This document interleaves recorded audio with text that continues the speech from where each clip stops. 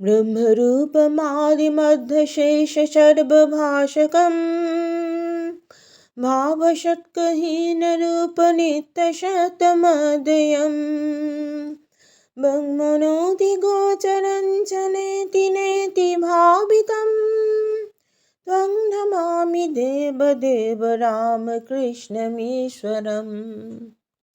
নমস্কার। ঠাকুর শ্রী শ্রী রামকৃষ্ণ পরমহংসদেব, শ্রী শ্রী মা এবং স্বামী বিবেকানন্দকে আমার সশ্রদ্ধ প্রণাম জানিয়ে শ্রীমকথিত রামকৃষ্ণ কথামৃত থেকে পরবর্তী অংশ পাঠ করে শোনাচ্ছি।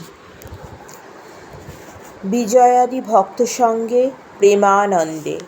কিয়ৎক্ষণ পরে শ্রীযুক্ত বিজয়কৃষ্ণ গোস্বামী পরমহংসদেবকে দর্শন করতে আসিলেন, সঙ্গে কয়েকটি ব্রাহ্ম ভক্ত। বিজয়কৃষ্ণ ঢাকায় অনেক দিবস ছিলেন। আপাতত পশ্চিমে অনেক তীর্থ ভ্রমণের পর সবে কলকাতায় পৌঁছিয়াছেন। আসিয়া ঠাকুরকে শ্রীরামকৃষ্ণকে ভূমিষ্ঠ হইয়া প্রণাম করিলেন। অনেকে উপস্থিত ছিলেন। নরেন্দ্র, মহিমা চক্রবর্তী, নবগোপাল, ভূপতি, লাটু, মাস্টার, ছোট নরেন্দ্র ইত্যাদি অনেকগুলি ভক্ত। মহিমা চক্রবর্তী বিজয়ের প্রতি: মহাশয়, তীর্থ করে এলেন, অনেক দেশ দেখে এলেন, এখন কি দেখলেন বলুন? বিজয়: কি বলবো, দেখছি যেখানে এখন বসে আছি এখানেই সব, কেবল মিছে ঘোরা। কোনো কোনো জায়গায় এরই 1 আনা কি 2 আনা, কোথাও 4 আনা, এই পর্যন্ত। এইখানেই পূর্ণ 16 আনা দেখছি। মহিমা চক্রবর্তী: ঠিক বলেছেন, আবার ইনিই ঘোরান, ইনিই বসান। শ্রীরামকৃষ্ণ নরেন্দ্রর প্রতি: দেখো বিজয়ের অবস্থা কি হয়েছে, লক্ষণ সব বদলে গেছে, যেন সব আউটে গেছে। আমি পরমহংসের ঘাড় ও কপাল দেখে চিনতে পারি, বলতে পারি পরমহংস কি না। মহিমা চক্রবর্তী: মহাশয়, আপনার আহার কমে গেছে? বিজয়: হাঁ, বোধ হয় গিয়েছে। শ্রীরামকৃষ্ণের প্রতি: আপনার পীড়ার কথা শুনে দেখতে এলাম, আবার ঢাকা থেকে। শ্রীরামকৃষ্ণ: কি? বিজয় কোনো উত্তর দিলেন না, খানিকক্ষণ চুপ করিয়া রহিলেন। বিজয়: ধরা না দিলে ধরা শক্ত, এইখানেই 16 আনা। শ্রীরামকৃষ্ণ: কেদার বললে অন্য জায়গায় খেতে পাই না, এখানে এসে পেট ভরা পেলুম। মহিমা চক্রবর্তী: পেট ভরা কি, উপচে পড়ছে? বিজয় হাত জোর করিয়া শ্রীরামকৃষ্ণের প্রতি: বুঝেছি আপনি কে, আর বলতে হবে না। শ্রীরামকৃষ্ণ ভাবস্থ: যদি তা হয়ে থাকে তো তাই। বিজয়: বুঝেছি। এই বলিয়া শ্রীরামকৃষ্ণের পাদমূলে পতিত হইলেন ও নিজের বক্ষে তাঁহার চরণ ধারণ করিলেন। শ্রীরামকৃষ্ণ তখন ঈশ্বরাবেশে বাহ্যশূন্য চিত্তার্পিতের মোনায় বসে আছেন। এই প্রেমাবেশ, এই অদ্ভুত দৃশ্য দেখিয়া উপস্থিত ভক্তেরা কেহ কাঁদিতেছেন, কেহ স্তব করিতেছেন। যাহার যে মনের ভাব, তিনি সেইভাবে এক দৃষ্টে শ্রীরামকৃষ্ণের দিকে চাহিয়া রইলেন। কেহ তাহাকে পরম ভক্ত, কেহ সাধু, কেহ বা সাক্ষাৎ দেহধারী ঈশ্বরাবতার দেখিতেছেন, যাহার যেমন ভাব।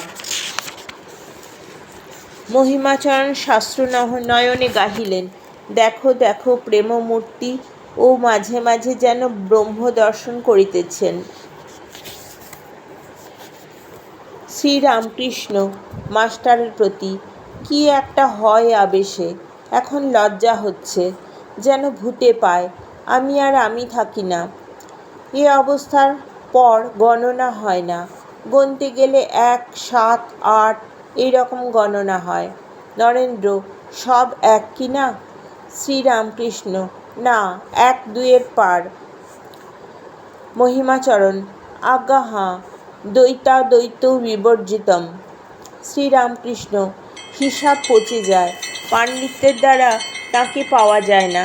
তিনি শাস্ত্র, বেদ, পুরাণ, তন্ত্রের পার। হাতে একখানা বই যদি দেখি, জ্ঞানী হলেও তাকে রাজর্ষি বলে কই, ব্রহ্মর্ষির কোনো চিহ্ন থাকে না। শাস্ত্রের কি ব্যবহার জানো? একজন চিঠি লিখেছিল, 5 সন্দেশ ও একখানা কাপড় পাঠাইবে। যে চিঠি পেলে সে চিঠি পড়ে 5 সন্দেশ ও একখানা কাপড় এই কথা মনে রেখে চিঠিখানা ফেলে দিলে। আর চিঠির কি দরকার? বিজয়, সন্দেশ পাঠানো হয়েছে বোঝা গেছে। শ্রীরামকৃষ্ণ, মানসদেহ ধারণ করে ঈশ্বর অবতীর্ণ হন। তিনি সর্বস্থানে সর্বভূতে আছেন বটে, কিন্তু অবতার না হলে জীবের আকাঙ্ক্ষা পুড়ে না, প্রয়োজন মেটে না। কীরকম জানো? গরুর যেখানটা ছোঁবে গরুকে ছোঁয়াই হয় বটে। শিংটা ছুলেও গাইটাকে ছোঁয়া হলো, কিন্তু গাইটার বাঁট থেকেই দুধ হয়। সকলের হাস্য।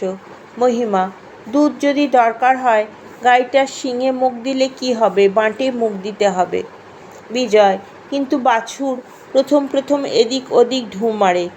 শ্রীরামকৃষ্ণ হাসিতে হাসিতে, আবার কেউ হয়তো বাছুরকে ওই রকম করতে দেখে বাঁটটা ধরিয়ে দেয়। এই সকল কথা হইতেছে, এমন সময় ডাক্তার তাহাকে দেখিবার জন্য আসিয়া উপস্থিত হইলেন ও আসন গ্রহণ করিলেন। তিনি বলিতেছেন, কাল রাত 3টা থেকে আমার ঘুম ভেঙেছে। কেবল তোমার জন্য ভাবছিলাম, পাছে ঠান্ডা লেগে থাকে। আরও কত কী ভাবছিলাম। শ্রীরামকৃষ্ণ, কাশি হয়েছে, টাটিয়েছে, শেষ রাত্রে এক মুখ জল, আর যেন কাঁটা বিঁধছে। ডাক্তার, সকালে সব খবর পেয়েছি। মহিমাচরণ তাহার ভারতবর্ষ ভ্রমণের কথা বলিতেছেন। বলিলেন যে লক্ষদ্বীপে লাফিং ম্যান নাই। ডাক্তার বললেন, তা হবে, এনকোয়ার করতে হবে। সকলের হাস্য। ডাক্তারি কর্মের কথা পড়িল শ্রীরামকৃষ্ণ ডাক্তারের প্রতি।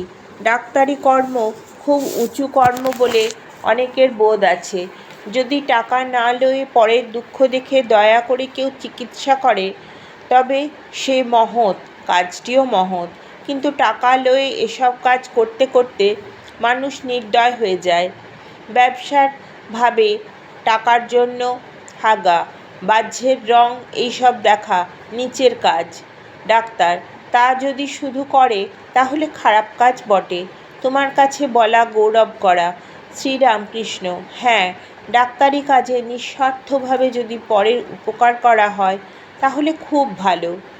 তা যে কর্মই লোকে করুক না কেন, সংসারী ব্যক্তির মাঝে মাঝে সাধুসঙ্গ বড় দরকার। ঈশ্বরে ভক্তি থাকলে লোকে সাধুসঙ্গ আপনিই খুঁজে লয়।